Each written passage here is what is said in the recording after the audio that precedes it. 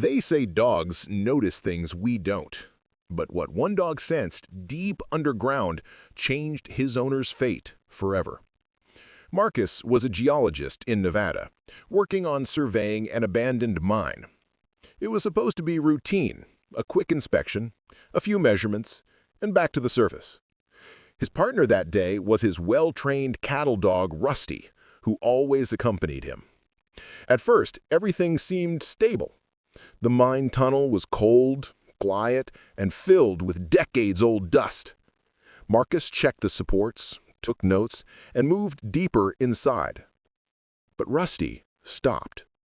He froze in the middle of the tunnel, ears up, tail stiff, refusing to move forward. Marcus tried calling him, but Rusty growled, low, uneasy, something he almost never did. He paced backward, pushing against Marcus's leg, trying to herd him toward the exit. Marcus laughed nervously, thinking Rusty was just reacting to old smells.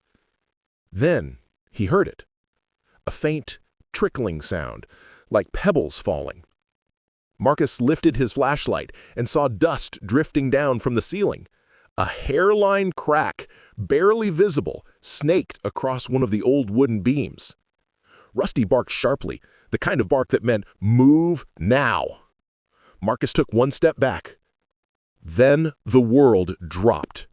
The entire ceiling section collapsed, sending a thunderous wave of rock and debris crashing into the tunnel.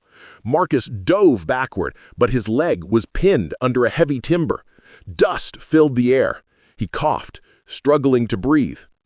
Rusty rushed to his side immediately, clawing and tugging at the debris, trying desperately to free him.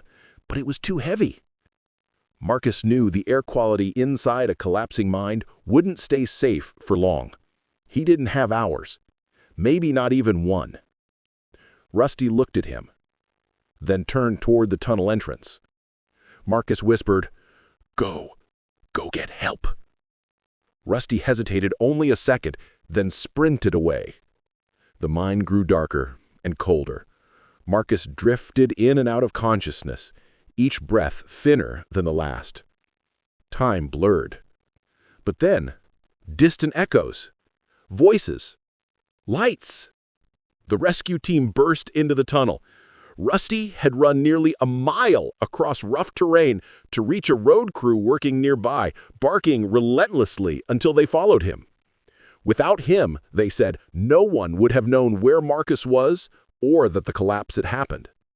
They cleared the debris, freed Marcus, and carried him out. One of the rescuers shook his head and said, "If your dog hadn't reacted when he did, you'd have been under the worst of that collapse."